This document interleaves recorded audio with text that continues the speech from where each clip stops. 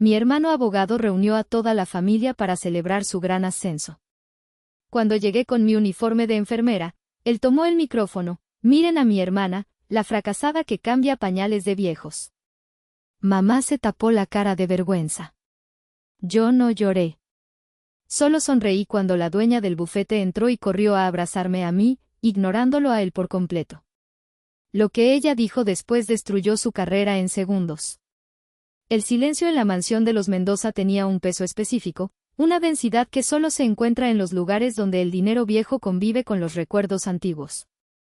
Yo, Mireya, conocía cada crujido de la madera de caoba en la biblioteca, cada cambio de luz que atravesaba los vitrales del pasillo principal.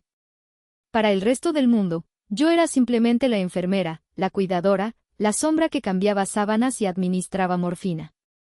Pero en estas 4 paredes, yo había sido la guardiana del último aliento de don Alfonso Mendoza.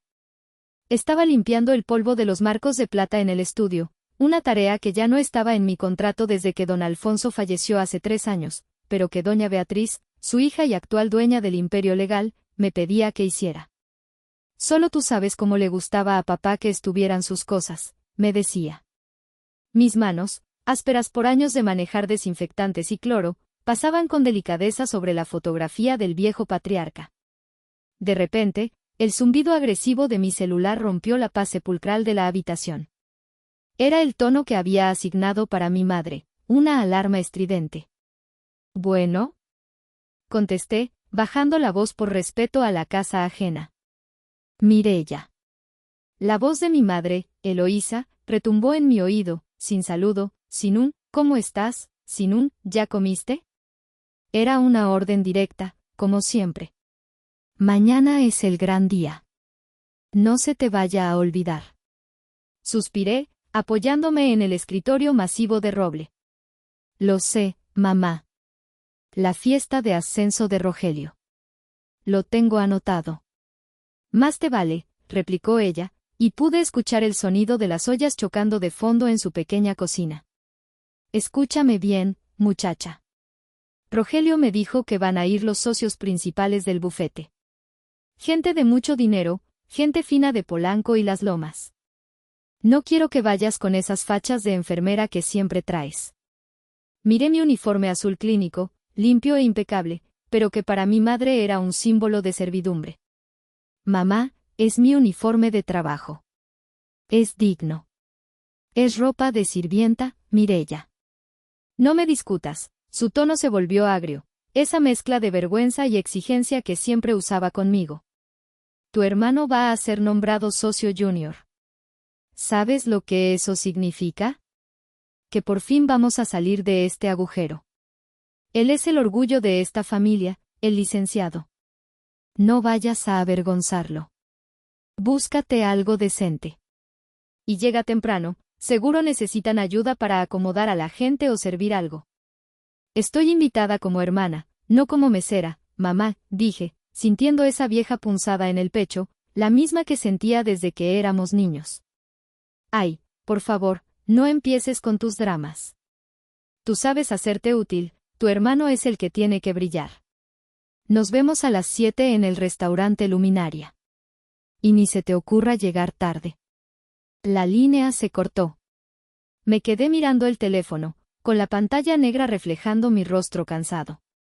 A mis 32 años, tenía las ojeras de alguien que ha velado demasiadas noches cuidando a los padres de otros, mientras mi propia madre solo tenía ojos para el niño de oro, mi hermano Rogelio. Rogelio, el abogado. Rogelio, el futuro de la familia. Rogelio, quien a sus 29 años conducía un Mercedes-Benz que no había terminado de pagar y usaba trajes que costaban más de lo que yo ganaba en 3 meses. Guardé el trapo en mi bolsillo y miré una última vez el retrato de don Alfonso. Él solía decirme, con esa voz rasposa de sus últimos días, Mireya, la sangre te hace pariente, pero la lealtad te hace familia. En ese momento, no sabía cuánta razón tenía, ni cuán dolorosa sería la lección que estaba a punto de aprender. Mañana no sería solo una fiesta, y sería el escenario donde mi hermano, en su afán de tocar el cielo, decidiría pisotear la tierra que lo sostenía. Y esa tierra, lamentablemente, era yo. El viaje desde mi cuarto en Iztapalapa hasta la zona exclusiva de Polanco era una odisea que medía la desigualdad de la Ciudad de México en kilómetros y sudor. Eran las 5 de la tarde y el sol caía a plomo sobre el asfalto. Me subí al pecero, ese microbús verde y gris que rugía como una bestia herida, y me apretujé entre una señora que cargaba bolsas de mandado y un estudiante dormido. El vehículo avanzaba a trompicones por la calzada Ignacio Zaragoza. El olor a gasolina quemada y humanidad se mezclaba en el aire caliente. Apreté contra mi pecho mi bolso, donde guardaba con cuidado un recipiente de plástico Tupperware. Dentro, envueltos en una servilleta de tela bordada por mi abuela, iban 6 tamales de elote hechos a mano. Eran los favoritos de Rogelio. Cuando éramos niños y papá todavía vivía, Rogelio solía llorar si no le tocaba el tamal más grande. Yo siempre le cedía el mío. Cómetelo tú, flaco, necesitas fuerzas para estudiar, le decía yo, con esa ingenuidad de hermana mayor que cree que el amor se paga con amor. El microbús frenó de golpe, sacudiéndome de mis recuerdos. Miré por la ventana sucia como el paisaje urbano iba cambiando. Las casas de ladrillo gris y varillas expuestas de mi barrio iban dando paso a edificios de cristal, avenidas arboladas y concesionarias de autos de lujo. Mi mente viajó 5 años atrás, al día del funeral de papá. Recuerdo el olor a crisantemos y la lluvia fría. Rogelio, recién graduado de la universidad, no lloraba por la pérdida de nuestro padre. Lloraba de rabia en un rincón de la funeraria. ¿Qué voy a hacer, Mireya? Me había gritado en susurros. Papá se fue y no dejó nada. Yo necesito la maestría, necesito el diplomado en Derecho Corporativo si quiero entrar a Mendoza y Asociados. Sin eso, soy un abogado de oficio más. Mi vida se acabó. Yo tenía 27 años entonces. Estaba ahorrando para terminar mi especialidad en enfermería geriátrica. Tenía una motoneta que usaba para ir a mis turnos de noche. No te preocupes, le dije ese día, abrazándolo, sintiendo sus hombros temblar bajo un saco que le quedaba grande. Yo me encargo. Vendí la motoneta al día siguiente. Saqué mis ahorros del banco. Pagué su diplomado. Pagué sus trajes. Pagué su entrada al mundo de los licenciados. Y yo seguí viajando en pecero, seguí doblando turnos, seguí posponiendo mi vida. Bajada en Mazarik, gritó el chofer, devolviéndome al presente. Bajé del transporte con cuidado de no ensuciar mi vestido. Era un vestido azul marino, sencillo, de corte recto. Lo había comprado en una liquidación hace 3 años, pero lo mantenía impecable. No tenía marcas de diseñador, no tenía el logo de Gucci ni de Louis Vuitton que tanto obsesionaba a mi hermano y a mi madre, pero era digno. Caminé las 3 cuadras hacia el restaurante Luminaria. Mis zapatos, aunque boleados, tenían la suela gastada y resonaban con un clac-clac tímido sobre la acera perfecta de Polanco. A mi alrededor, mujeres con bolsos que costaban lo mismo que una casa en mi colonia pasaban hablando por teléfonos de última generación. Me sentí pequeña, una mancha de realidad en un mundo de fantasía. Al llegar a la entrada del restaurante, el valet parking me miró de arriba abajo. No tenía coche que entregarle. Su mirada se detuvo en mi bolso desgastado y en el Tupperware que se transparentaba ligeramente a través de una bolsa de regalo barata que llevaba en la mano. La entrada de servicio es por el callejón de atrás, señorita, me dijo, con esa cortesía falsa que es más insultante que un grito. Me enderecé, levantando la barbilla. No soy empleada. Soy invitada. Vengo a la fiesta del licenciado Rogelio Valdés. El hombre arqueó una ceja, incrédulo, pero revisó su lista. Pase, murmuró, haciéndose a un lado como si temiera que mi pobreza fuera contagiosa. Respiré hondo. Ya estaba aquí. Solo tenía que sonreír, entregar mis tamales, felicitar a mi hermano y desaparecer antes de que mi presencia ofendiera a alguien. Qué equivocada estaba. El interior del restaurante Luminaria era intimidante. La luz era tenue, diseñada para hacer brillar las joyas de los comensales. Había un olor a perfume costoso, a vino añejo y a trufas. Mis ojos tardaron unos segundos en adaptarse a la penumbra dorada. Mireya. Escuché un siseo urgente. Era mi madre. Estaba parada cerca del guardarropa, luciendo un vestido color vino que claramente era nuevo y, sospechaba, pagado con la tarjeta de crédito que Rogelio le había dado, y que él no podía pagar. Se veía elegante, pero su postura era tensa, como un animal acorralado que intenta parecer feroz. Me acerqué a ella. Hola, mamá. Te ves muy bien. Ella no devolvió el cumplido. Me agarró del brazo y me arrastró hacia una columna decorativa, lejos de la vista de los invitados principales. ¿Qué es eso? Señaló la bolsa de regalo con el recipiente de plástico. Te dije que no trajeras cochinadas. Son tamales de elote, mamá. Los que le gustan a Rogelio. Los hice anoche. Virgen Santísima. Exclamó ella, abanicándose con la mano. ¿Tamales en un restaurante francés? ¿Estás loca? Esconde eso. Si alguien huele a masa, nos van a correr. ¿Y ese vestido, es el mismo que usaste para la boda de tu prima hace 3 años? Es el único vestido de cóctel que tengo, mamá. Está limpio y planchado. ¿Te ves, simple?, sentenció ella, ajustándose un collar de perlas falsas. Bueno, ya estás aquí. Rogelio está allá, con los socios. Ni se te ocurra ir a abrazarlo enfrente de todos. Espera a que él te haga una señal. Y por el amor de Dios, si te preguntan, no digas que limpias traseros de viejitos.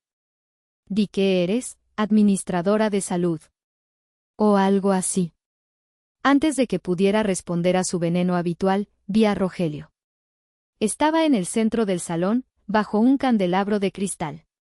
Llevaba un traje azul marino hecho a medida, un pañuelo de seda en el bolsillo y un reloj dorado en la muñeca que brillaba cada vez que gesticulaba. Se veía guapo, exitoso, triunfante. Se veía como el hombre que yo había ayudado a construir, ladrillo a ladrillo, con mis sacrificios. Nuestras miradas se cruzaron. Por un segundo, esperé ver una sonrisa, un gesto de reconocimiento, un «gracias por venir, hermana». Pero lo que vi fue pánico. Sus ojos se abrieron ligeramente y luego se entrecerraron con molestia. Se excusó con el grupo de hombres canosos con los que hablaba y caminó hacia nosotras con paso rápido y rígido. «¿Qué haces aquí tan temprano?», me soltó en lugar de un saludo. Su voz era baja, controlada, pero llena de tensión. «Hola, hermano». «Felicidades», dije, tratando de mantener la compostura. «Gracias», respondió secamente, mirando a su alrededor para asegurarse de que nadie nos escuchaba. «Escucha, Mireya. Esta noche es crítica. Crítica. Si todo sale bien, mañana seré socio junior. Necesito que todo sea perfecto. Solo vine a felicitarte, Rogelio. No voy a molestar». Él me miró de arriba abajo, deteniéndose en mis zapatos gastados. Hizo una mueca de disgusto. «Mira, el lugar está lleno. Los meseros no se dan abasto. Si te vas a quedar, necesito que te pongas útil. Ve a la barra de bebidas, vigila que las copas de los socios nunca estén vacías. Y si ves servilletas sucias, recógelas discreta, ¿ok?». Sentí un nudo en la garganta. «Rogelio, soy tu hermana. Soy invitada». «Eres mi hermana, sí», dijo él, acercándose a mi cara, oliendo a alcohol caro y mentas, «pero no encajas aquí, Mireya. Mírate. No tienes tema de conversación con esta gente. Ellos hablan de fusiones, de litigios, de viajes a Europa. ¿De qué vas a hablar tú? ¿De úlceras y pañales? Hazme el favor y no me arruines esto. Ponte en la esquina y trata de ser invisible». Me dio la espalda antes de que pudiera responder y volvió a su grupo, transformando instantáneamente su mueca de asco en una sonrisa encantadora. Mi madre me dio un pequeño empujón en el hombro. «Ya oíste a tu hermano. No seas estorbo. Anda, ve a ver si necesitan hielo en la mesa 3. Me quedé allí parada, con los tamales enfriándose en la bolsa y el corazón congelándose en el pecho. Me retiré a la periferia del salón, tal como me habían ordenado. Desde mi posición, cerca de la entrada a la cocina, tenía una vista panorámica de la farsa. El ambiente estaba saturado de testosterona y ambición. Los hombres reían con risas ensayadas, graves y profundas, mientras las mujeres asentían con elegancia robótica. Era un baile de máscaras donde el dinero era la única música que importaba. Observé a Rogelio moverse entre las mesas. Era un camaleón. Con los socios mayores, adoptaba una postura humilde y respetuosa, y con los meseros, era cortante y despótico. Lo vi chasquear los dedos para llamar a un joven que traía una bandeja de canapés, y la arrogancia en ese gesto me revolvió el estómago. Ese no era el niño con el que jugaba a las escondidas. Ese era un extraño moldeado por la inseguridad y la codicia. Pero yo veía lo que nadie más veía. Veía cómo le temblaba ligeramente la mano izquierda cuando levantaba la copa. Veía cómo revisaba su teléfono compulsivamente cada 3 minutos, con el brillo de la pantalla iluminando el sudor frío en su frente. Yo sabía por qué. Las cartas del banco llegaban a la casa de mamá, aunque él las interceptaba. Deudas vencidas, embargo preventivo. Rogelio estaba construyendo un castillo sobre arenas movedizas. Necesitaba este ascenso no por el prestigio, sino por el bono de firma. Sin ese dinero, su Mercedes, su departamento en la Condesa y sus trajes italianos desaparecerían en un mes. Disculpe, señorita, una voz a mi lado me sobresaltó. Era un señor mayor, con cara amable y un vaso vacío en la mano. ¿Podría conseguirme otro whisky? Parece que los meseros están ocupados. Me miraba con naturalidad, asumiendo por mi posición y mi ropa sencilla que yo era parte del personal. Por un segundo, la dignidad se me reveló. Quise decirle, no trabajo aquí, soy la hermana del festejado. Pero miré a Rogelio a lo lejos, riendo con la boca abierta, y la vieja costumbre de protegerlo, de no causarle problemas, se activó. Claro, señor. En un momento, dije con una sonrisa triste. Fui a la barra, pedí el whisky y se lo llevé. Mi madre me vio desde la mesa principal y me hizo un gesto de aprobación, como si finalmente estuviera sirviendo para algo. Me sentí náuseas. Me acerqué un poco más al grupo principal para dejar una servilleta, y escuché la voz de Rogelio. Estaba contando una anécdota. Sí, bueno, mi padre siempre fue muy estricto con la excelencia académica. Él era un hombre de letras, un intelectual. Siempre nos inculcó que la mente es el único activo que importa. Me congelé. Nuestro padre, José Valdés, había sido carpintero. Un hombre honesto, de manos callosas y corazón noble, que apenas terminó la primaria. Amaba la madera, no las letras. Murió con aserrín en los pulmones y una sonrisa en la cara. Rogelio estaba borrando su memoria, reescribiendo nuestra historia para encajar con esta élite que despreciaba el trabajo manual. ¿Y tu madre? Preguntó uno de los socios. Oh, ella se dedica a la filantropía, mintió Rogelio sin pestañear. Mamá, que estaba a su lado, sonrió y bebió un sorbo largo de champán para ocultar su nerviosismo. Ella era ama de casa y vendía catálogos de zapatos para completar el gasto. Sentí una lágrima de rabia formarse en mi ojo. No me dolía que me escondiera a mí y me dolía que se avergonzara de papá, el hombre que trabajó doblado para que él tuviera libros. Rogelio alzó la vista y me vio parada allí, escuchando sus mentiras. Su expresión se endureció. Se disculpó con los socios y caminó hacia mí, agarrándome del codo con fuerza, clavándome los dedos. ¿Qué estás haciendo aquí parada? Siseó entre dientes. Te dije que te mantuvieras lejos. ¿Oíste lo que dije? Oí que negaste a papá, le susurré, mi voz temblando. Oí que convertiste a un carpintero en un intelectual para impresionar a estos buitres. Cállate. Sus ojos brillaron con furia. Tú no entiendes cómo funciona el mundo real, Mireya. La imagen lo es todo. Papá está muerto, no le importa lo que yo diga. Pero yo estoy vivo y necesito sobrevivir en este tanque de tiburones. Si no vas a ayudar, lárgate. Te traje un regalo, dije, tratando de cambiar el tema, sacando la bolsa con los tamales y una pequeña caja envuelta en papel azul. Él miró la bolsa como si contuviera desechos tóxicos. Rogelio me arrebató la bolsa de la mano con un movimiento brusco, cuidando de que su cuerpo bloqueara la vista de los demás invitados. ¿Qué es esto?, preguntó, abriendo la bolsa y arrugando la nariz al ver el Tupperware. Son tamales de elote. Tus favoritos. Los hice con la receta de la abuela. Y esto, le extendí la cajita azul, es un detalle. Rogelio soltó una risa incrédula, una risa seca y sin humor. ¿Tamales? ¿En serio, Mireya?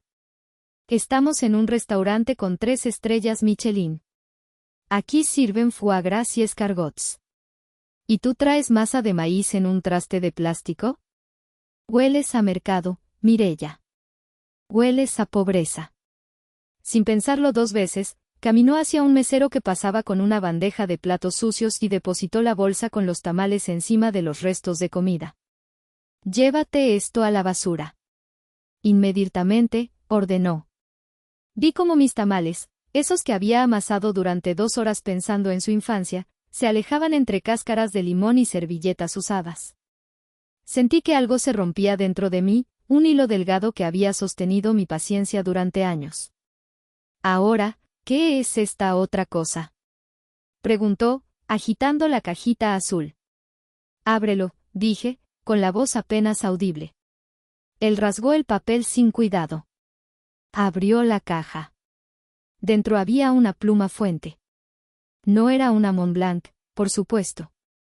Era una marca nacional, decente, de acero inoxidable. Me había costado 3,000 pesos. Había dejado de comprar carne y fruta durante 2 meses para ahorrar ese dinero. Quería que tuviera algo digno para firmar sus documentos importantes. Rogelio sacó la pluma, la sostuvo bajo la luz del candelabro y la miró con desdén. Acero inoxidable, murmuró. Ni siquiera es plata. Mireya, ¿tú crees que yo puedo sacar esto en una reunión con clientes que usan plumas de $20,000? Se van a reír de mí. Es una buena pluma, Rogelio. Tiene grabado tu nombre. Él miró el grabado. Se ve barata. El trazo es tosco. Cerró la caja y me la devolvió, empujándola contra mi pecho. Quédatela. Úsala para tus crucigramas o para anotar cuántas veces va al baño tu paciente. Yo no puedo usar basura. Me costó mucho esfuerzo, Rogelio, mis ojos se llenaron de lágrimas, pero me negué a dejarlas caer. El esfuerzo no cuenta si el resultado es mediocre, hermana. Esa es la lección que nunca aprendiste. Por eso tú estás donde estás, y yo estoy donde estoy. En ese momento, el sonido de una cuchara golpeando una copa de cristal resonó en el salón. El murmullo de las conversaciones cesó. Uno de los socios principales, el licenciado Vargas, estaba de pie junto al micrófono. Atención a todos, por favor. Vamos a dar inicio a los brindis antes de la llegada de nuestra directora general. Rogelio, acércate, muchacho. Rogelio se transformó de nuevo. Se alisó el saco, compuso una sonrisa de humildad ensayada y caminó hacia el escenario improvisado. Me dejó allí parada, con la pluma rechazada en las manos, sintiéndome más sola que nunca en medio de la multitud. El licenciado Vargas, un hombre con cara de bulldog y voz de trueno, puso una mano sobre el hombro de Rogelio. Estamos aquí para celebrar el talento joven. Rogelio ha demostrado tener hambre, tener garra. Y hoy queremos conocer un poco más al hombre detrás del traje. Rogelio, preséntanos a tu familia. Veo a tu madre por allá. Mamá se puso de pie, radiante, saludando como una reina de belleza. Mi madre, Eloísa, dijo Rogelio al micrófono, su voz amplificada llenando el salón. La mujer que me enseñó la perseverancia. Hubo aplausos educados. Entonces, Vargas señaló hacia donde yo estaba parada, cerca de la columna, todavía sosteniendo mi cajita. ¿Y la señorita de azul? La he visto muy atenta toda la noche. ¿Es tu esposa? ¿Tu prima? El tiempo se detuvo. Rogelio me miró. Vi los engranajes de su cerebro girar. Podía decir la verdad, es mi hermana, la que pagó mis estudios. Podía decir una mentira piadosa, es mi hermana, trabaja en salud. Pero Rogelio, embriagado de poder y desesperado por distanciarse de su origen, eligió el camino de la crueldad para ganar la risa fácil de los poderosos. Sonrió con malicia y se acercó el micrófono a los labios. No, licenciado Vargas, dijo Rogelio, soltando una risita nerviosa que pronto se convirtió en una carcajada actuada. Ella no es mi esposa, Dios me libre. Ella es mi hermana mayor, Mireya. Hubo un silencio expectante. Yo contuve la respiración, rezando para que se detuviera ahí. Pero él continuó, alimentándose de la atención de la sala. Verán, en todas las familias hay una oveja negra y una oveja blanca. Yo elegí los libros, las leyes, la defensa de la justicia corporativa. Hizo una pausa dramática. Mireya eligió, bueno, digamos que ella tiene una vocación más terrenal. Algunos invitados soltaron risitas disimuladas. Rogelio se envalentonó.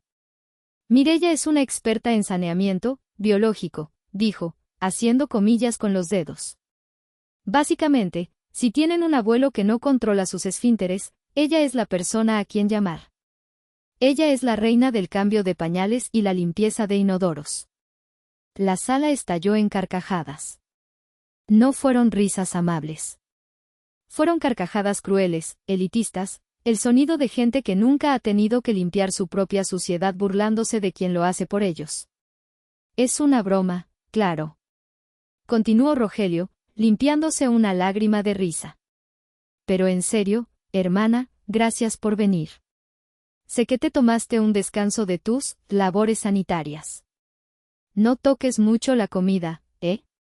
No sabemos si te lavaste bien las manos. La humillación me golpeó como una bofetada física. Sentí la sangre drenarse de mi cara. Miré a mi madre. Esperé que se levantara, que defendiera a su hija, que le gritara a Rogelio por ser tan vil. Pero Eloísa se estaba riendo. Se tapaba la boca con una servilleta de lino, riendo junto con los socios, asintiendo como diciendo, sí, qué ocurrente es mi hijo, qué gracioso. Mi propia madre. La mujer a la que le pagué los dientes nuevos el mes pasado. Se reía de mí mientras su hijo me destrozaba en público. Rogelio no había terminado. Bajó del pequeño escenario y caminó hacia mí con el micrófono en la mano, seguido por la mirada divertida de todos. Llegó a mi lado y vio la cajita azul que yo aún sostenía. ¿Y esto? ¿Me trajiste un regalo? Me arrebató la caja de nuevo y la abrió frente a todos. Miren esto, señores. Una pluma. La sacó y la mostró como si fuera un insecto raro. Acero inoxidable. Seguramente la compró en la papelería de la esquina.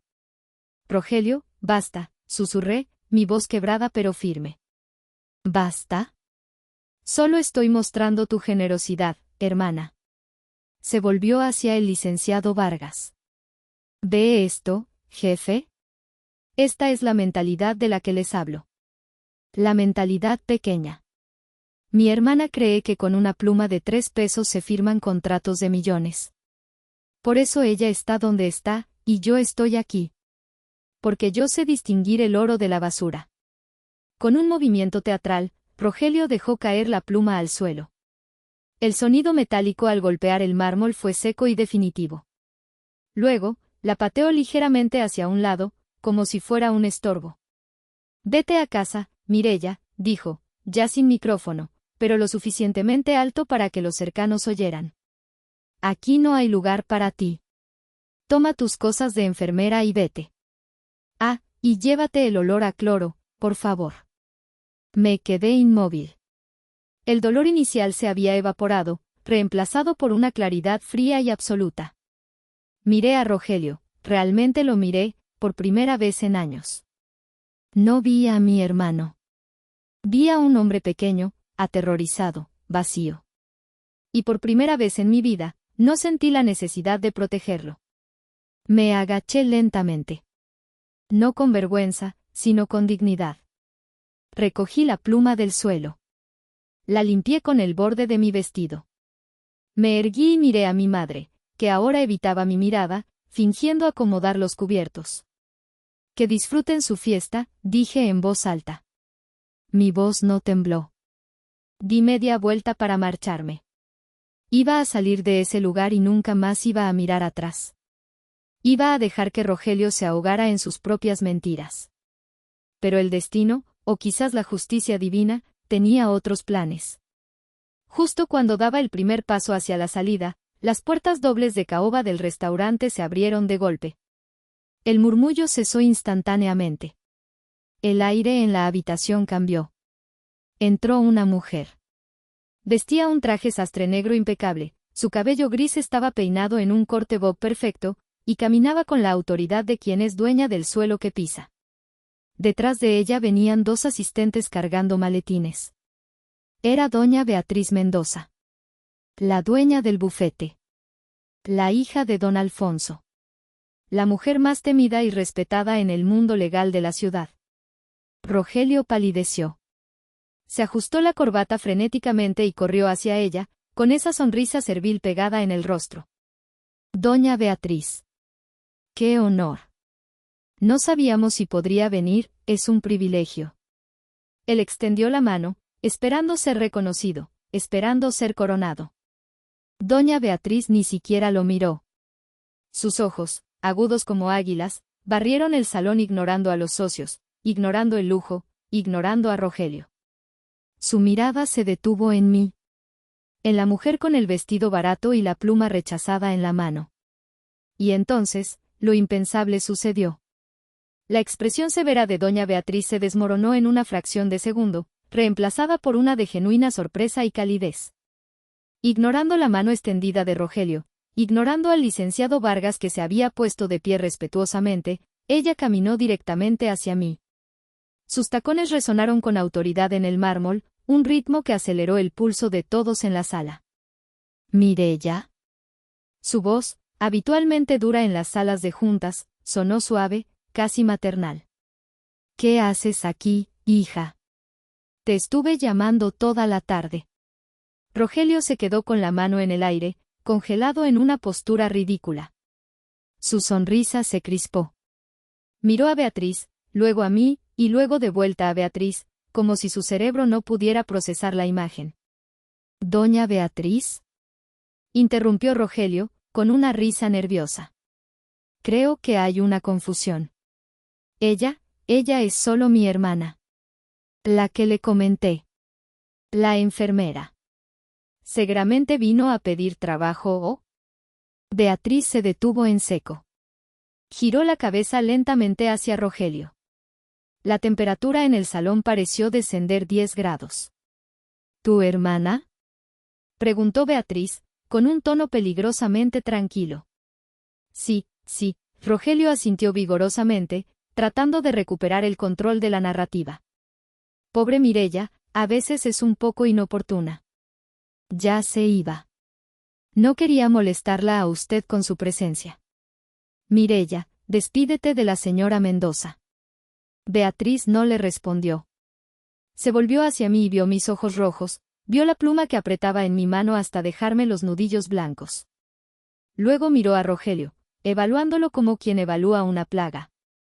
Mireya no me molesta, licenciado Valdés, dijo Beatriz, elevando la voz para que cada rincón del restaurante la escuchara. Mireya es la única razón por la que acepté venir a esta cena. Un jadeo colectivo recorrió la sala. Mi madre soltó su copa de champán, que se volcó sobre el mantel, pero nadie le prestó atención. No entiendo, balbuceó Rogelio, sudando visiblemente. Beatriz se acercó a mí y me tomó de las manos. Sus manos eran suaves, manicuradas, contrastando con las mías, ásperas y trabajadas. ¿Te ves cansada, querida? ¿Te han ofrecido algo de beber?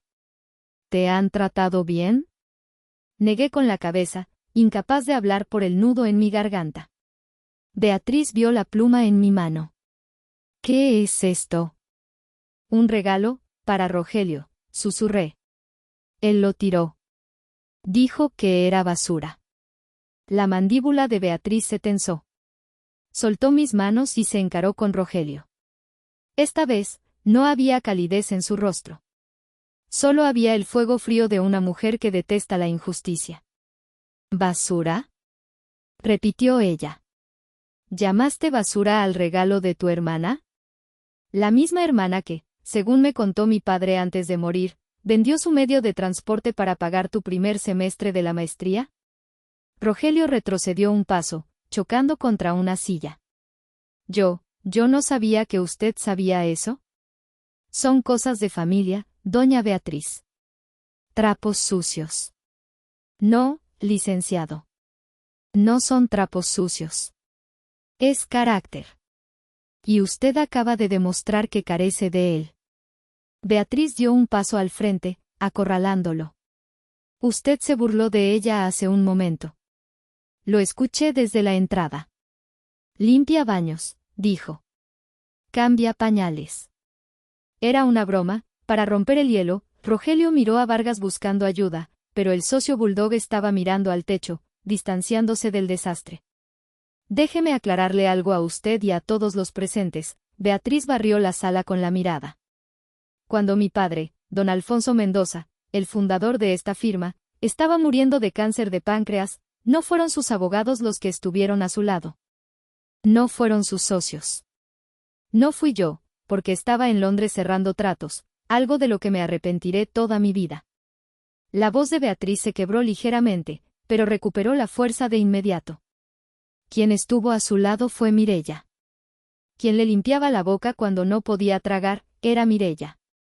Quien le leía poesía a las 3 de la mañana cuando el dolor no lo dejaba dormir, era Mireya. Y sí, quien le cambiaba los pañales con una dignidad y un amor que usted no conocerá en 1000 años, era Mireya. El silencio era absoluto. Podría haberse escuchado caer un alfiler. Usted llama a eso trabajo sucio, continuó Beatriz, implacable. Mi padre lo llamaba santidad. Él me dijo, Beatriz, esa muchacha tiene más nobleza en su dedo meñique que toda mi junta directiva junta. Rogelio estaba pálido, boqueando como un pez fuera del agua. Mi madre estaba petrificada, con la cara gris. Y por eso, dijo Beatriz, volviéndose hacia mí con una sonrisa cómplice, mi padre hizo un último cambio en su testamento. Un cambio que afecta directamente el organigrama de esta empresa. Un cambio que, al parecer, nadie le informó al licenciado Valdés. Beatriz hizo un gesto a su asistente, quien sacó una carpeta de cuero negro y la abrió sobre la mesa principal. Mireya, dijo Beatriz, ¿te gustaría hacer los honores? Miré la carpeta de cuero. Sabía lo que contenía, o al menos, sabía una parte. Don Alfonso me había hablado de ello semanas antes de morir, en una de esas noches largas donde la morfina lo hacía hablar de legados y arrepentimientos. Pero yo nunca le había dado importancia. Pensé que eran desvaríos de un anciano bondadoso, o un gesto simbólico sin peso real. Nunca imaginé que lo formalizaría ante notario. No sé si dudé, mirando a Rogelio, quien parecía al borde del desmayo. Hazlo, insistió Beatriz. Es hora de que todos sepan quién tiene realmente el poder en esta sala. Me acerqué a la mesa. Mis manos temblaban, pero al tocar el papel membretado con el sello oficial de la notaría, sentí una extraña calma. Era la firma de don Alfonso. Trazos débiles, pero firmes en intención. Leí el encabezado en silencio y luego miré a Beatriz. Ella asintió. Tomé el micrófono que Rogelio había dejado sobre la mesa, ese mismo micrófono que él había usado para humillarme. Cláusula 87 del testamento de Alfonso Mendoza, comencé a leer. Mi voz sonó extraña amplificada, pero clara. Sobre la designación de nuevos socios y directivos. Rogelio levantó la cabeza. Vargas y los otros socios se inclinaron hacia adelante. Consciente de que la abogacía sin ética es una plaga para la sociedad, y deseando que mi firma mantenga los valores humanos sobre los económicos, constituyo el Fondo Ético Alfonso Mendoza. Este fondo posee el 51% de las acciones con derecho a voto en las decisiones de recursos humanos de alto nivel. Hice una pausa. Vi la confusión en los rostros de los abogados. Ellos conocían la ley, pero no conocían el corazón de su fundador. Designo como única administradora y guardiana de dicho fondo, con poder de veto absoluto sobre cualquier nombramiento de socio, a la ciudadana Mireya Valdés. El golpe fue físico. Rogelio se tambaleó y tuvo que agarrarse del respaldo de una silla. Vargas soltó un «¿qué?», nada profesional. Mi madre se llevó las manos al pecho, hiperventilando. La señorita Valdés, continué leyendo, sintiendo como cada palabra me devolvía un pedazo de mi alma que Rogelio me había quitado, tendrá la responsabilidad de evaluar no la capacidad técnica, sino la calidad humana de los candidatos. Si ella considera que un candidato carece de empatía, humildad y respeto por el prójimo, su ascenso será denegado automáticamente, sin apelación. Bajé la carpeta. El silencio ya no era de sorpresa, era de terror. Todos los hombres en esa sala, que minutos antes se reían de la limpia baños, ahora se daban cuenta de que la limpia baños tenía su futuro en las manos. Doña Beatriz se puso a mi lado, cruzando los brazos. Así que, licenciado Valdés, usted convocó a esta fiesta para celebrar su inminente nombramiento como socio junior. La junta directiva lo aprobó por sus números de facturación. Pero falta un paso. El paso más importante. Beatriz señaló hacia mí. Necesita la firma de Mireya. Rogelio giró lentamente hacia mí. Ya no había arrogancia. Ya no había el licenciado altivo. Solo había un niño asustado que sabía que había roto su juguete más valioso. Mireya, hermanita, empezó, con la voz aguda y quebrada. Tú sabes que yo estaba bromeando. Era el estrés. Tú me conoces. Tú me pagaste la carrera. Tú sabes cuánto he luchado. Sí, Rogelio. Sé cuánto has luchado, dije, mirándolo a los ojos. Y también sé cuánto te he dado. Te di mi dinero. Te di mi tiempo. Te di mi dignidad para que tú tuvieras la tuya. Exacto. Exclamó él, viendo una esperanza. Somos equipo. Familia. Mamá, dile algo. Dile que firme. Mamá se levantó, temblando.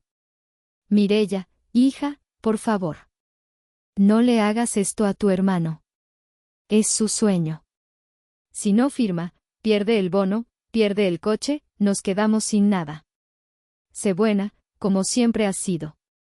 ¿Buena? Pregunté, sintiendo una tristeza infinita.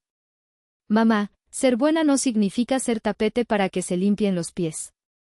Rogelio dijo hace un momento que él sabe distinguir el oro de la basura. Bueno, yo también aprendí a distinguir. Levanté la pluma de acero inoxidable que él había tirado al suelo. Me dijiste que esta pluma era basura. Que no servía para firmar documentos importantes. Rogelio negó con la cabeza frenéticamente. No, no, es una pluma hermosa. Es perfecta. Úsala, por favor. Firma mi ascenso. Te lo ruego. Te compraré una casa. Te daré lo que quieras. Miré la pluma. Miré a Rogelio. Miré a Beatriz, que esperaba mi decisión con una leve sonrisa de orgullo.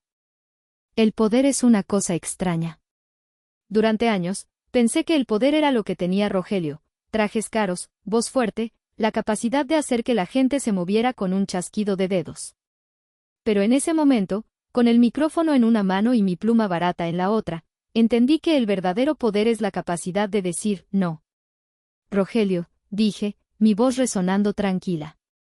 Don Alfonso me enseñó que un abogado puede defender a un asesino si cree en la ley.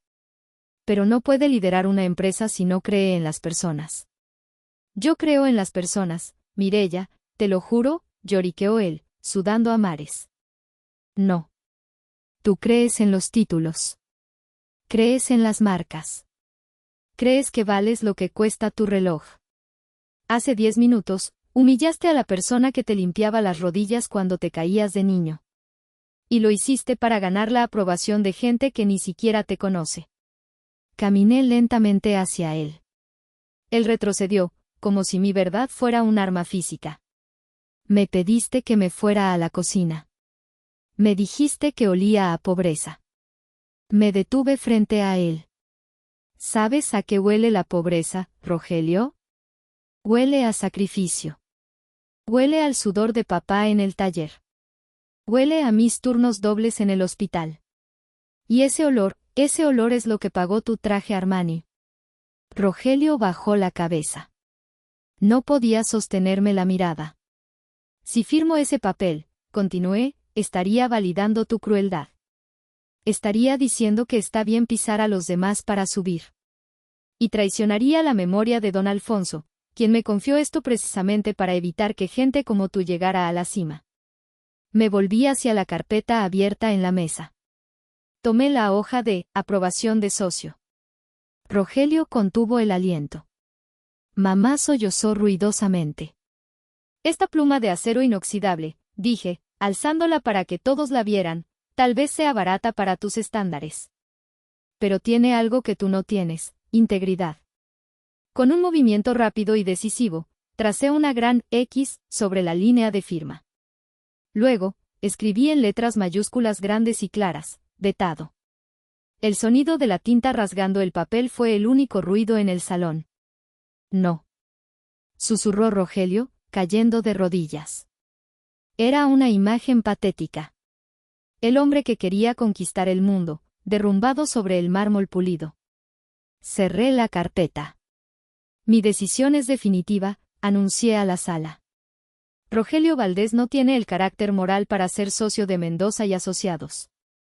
Doña Beatriz aplaudió. Fue un aplauso lento, solitario, que resonó como un trueno. Bien hecho, Mireya. Una decisión ejecutiva impecable. Beatriz se volvió hacia Vargas y los otros socios, que miraban la escena con una mezcla de horror y respeto. Señores, ya escucharon a la administradora del Fondo Ético. El ascenso está cancelado. Y, dado que el comportamiento del licenciado Valdés esta noche viola flagrantemente el Código de Conducta de la empresa, sección, Respeto y Dignidad Humana, creo que no tenemos otra opción. Vargas, recuperando su instinto de supervivencia corporativa, se puso de pie y se ajustó el saco. Estoy de acuerdo, doña Beatriz. Miró a Rogelio con desdén. Valdés, estás despedido. Pasa mañana por tus cosas. Seguridad te acompañará a la salida. Y te sugiero que no pidas carta de recomendación. No. No pueden hacerme esto. Gritó Rogelio, intentando ponerse de pie, pero sus piernas le fallaron. Tengo deudas. El coche. El departamento. Me van a embargar todo. Deberías haber pensado en eso antes de tirar los tamales de tu hermana a la basura, dijo Beatriz con frialdad. Mi madre corrió hacia Rogelio, abrazándolo, y luego se volvió hacia mí, con el rostro desfigurado por la ira. Maldita. Me gritó. Eres una maldita envidiosa. Destruiste a tu hermano. Destruiste a tu familia. ¿Estás feliz ahora? Nos has condenado a la miseria. Miré a esa mujer, la que me dio la vida pero nunca me dio amor. Me dolía, sí. Pero era un dolor viejo, una cicatriz que ya no sangraba. No, mamá, le dije suavemente. Yo no los condené. Ustedes construyeron una vida de mentiras esperando que yo la financiara eternamente. Se acabó. La limpia baños renuncia a ser su banco. Vete al diablo. Escupió ella. Tal vez, dije. Pero me iré con la cabeza en alto. Doña Beatriz me puso una mano en el hombro. Vámonos, Mireya. Tengo hambre. Y esos tamales que tiraron sonaban deliciosos. Te invito a cenar algo de verdad, lejos de esta gente plástica. Me encantaría, doña Beatriz. Comenzamos a caminar hacia la salida. Pasamos junto a Rogelio, que lloraba ruidosamente en el suelo, y junto a mi madre, que nos maldecía. Pasamos junto a los socios que ahora bajaban la mirada avergonzados. Al llegar a la puerta, me detuve un segundo. Miré hacia atrás. Vi el lujo, las luces, el desperdicio. Y vi a mi hermano, un hombre que tuvo todo y lo perdió por no valorar lo único que importaba. Salía la noche fresca de Polanco. El aire nunca había olido tan limpio. Afuera del restaurante, la realidad golpeó de una manera diferente. No la realidad dura y cruel a la que estaba acostumbrada, sino una realidad de posibilidades. El chofer de doña Beatriz abrió la puerta de un sedán negro blindado. «Sube, hija», dijo Beatriz. «Te llevo a casa. O a donde quieras ir». «¿Podemos ir a una taquería?», pregunté, sintiendo de repente un hambre voraz. «Hay una buena en la esquina de Masaryk. Nada elegante. Solo tacos al pastor». Beatriz sonrió, una sonrisa genuina que le quitaba 10 años de encima. «Tacos al pastor suenan a gloria». Mientras nos acomodábamos en los asientos de piel, vi por la ventana cómo la seguridad del restaurante sacaba a Rogelio. Iba arrastrando los pies, con el saco desabotonado y la corbata chueca. Mi madre iba detrás de él, gritándole a los guardias, agitando su bolso como un arma inútil. El teléfono de Rogelio, que él llevaba en la mano, comenzó a sonar. Pude ver la pantalla iluminarse incluso desde la distancia. Probablemente el banco. O la agencia de autos. O el casero. El castillo de naipes se había derrumbado en cuestión de minutos. Sentí una punzada de lástima. Después de todo, era mi sangre. ¿Fui demasiado dura?, pregunté en voz baja. Beatriz me miró seriamente. «Mireya, un hueso mal soldado hay que romperlo para que sane bien. Tu hermano ha vivido en una fantasía tóxica alimentada por tu sacrificio y la ceguera de tu madre. Hoy tocó fondo. Tal vez, y solo tal vez, esto lo obligue a convertirse en un hombre de verdad. O tal vez no. Pero eso ya no es tu responsabilidad». Asentí. Tenía razón. Durante años, yo había sido la muleta de Rogelio. Al quitársela, él se había caído. Ahora le tocaba aprender a caminar o quedarse en el suelo. El coche arrancó suavemente, alejándonos de la escena del desastre. «Por cierto», dijo Beatriz, sacando una carpeta de su bolso, «el puesto de administradora del fondo ético no es solo honorario. Tiene un salario. Y beneficios. Mi padre quería asegurarse de que su guardiana estuviera bien cuidada. Me dijo la cifra. Era más de lo que ganaba en un año de turnos dobles. No puedo aceptarlo, es demasiado. Es lo justo. Es el pago por tu integridad. Y además, te necesito. Quiero limpiar la empresa. Hay muchos Rogelios en mi firma. Necesito tus ojos para detectarlos. ¿Aceptas el trabajo formalmente?». Miré las luces de la ciudad pasar. Ya no tendría que viajar en pecero si no quería. Ya no tendría que comer sobras. Podría estudiar. Podría viajar. «Acepto», dije. Y por primera vez en mi vida, sentí que el futuro me pertenecía. Esa noche, comí tacos con una multimillonaria. Doña Beatriz resultó ser divertida, sarcástica y adicta a la salsa verde. Nos reímos, no de Rogelio, sino de la vida, de lo absurdo que es que un pedazo de papel o una marca de ropa definan quiénes somos. Al final de la noche, el chofer me llevó a Iztapalapa. Beatriz insistió en que me mudara a un lugar más seguro, pero le pedí tiempo. Necesitaba despedirme de mi vieja vida poco a poco. Cuando entré a mi pequeño cuarto, todo se veía igual, pero yo era diferente. El vestido azul fue a la ropa sucia. La pluma de acero inoxidable la puse en mi mesita de noche, junto a la foto de papá. Mi teléfono sonó. Era un mensaje de mamá. Un texto largo lleno de culpas, insultos y súplicas de dinero. «Rogelio está destrozado», decía. «Necesitamos 50,000 pesos para evitar el embargo mañana». Leí el mensaje. Mis dedos flotaron sobre el teclado. Antes, habría salido corriendo a pedir un préstamo. Habría vendido algo. Habría llorado. Esta vez, escribí una respuesta corta: lo siento, mamá. El banco de Mireya ha cerrado permanentemente. Díganle a Rogelio que es hora de buscar trabajo. Escuché que en el restaurante Luminaria están buscando lavaplatos. Bloqueé el número. Me quité los zapatos gastados y me acosté. El silencio de mi cuarto era paz pura. No había deudas ajenas que pagar. No había insultos que soportar. Cerré los ojos y dormí el sueño más profundo de mi vida. Han pasado 6 meses. La vida tiene un sentido del humor irónico. Hoy dirijo el Departamento de Responsabilidad Social de Mendoza y Asociados. No soy abogada, pero soy la brújula moral de la firma.